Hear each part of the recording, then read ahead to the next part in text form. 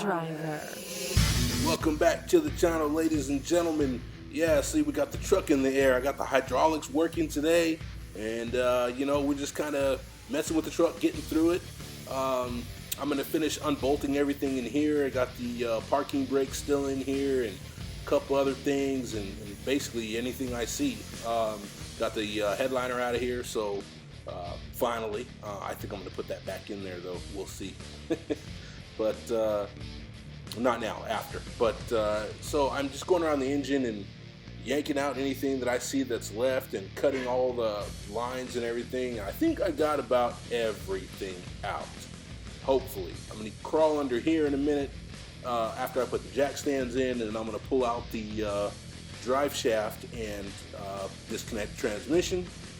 And then we're gonna get this engine out of here, man. We'll be yanking it out of here real soon to see what the truck really has left, and trash it and rebuild.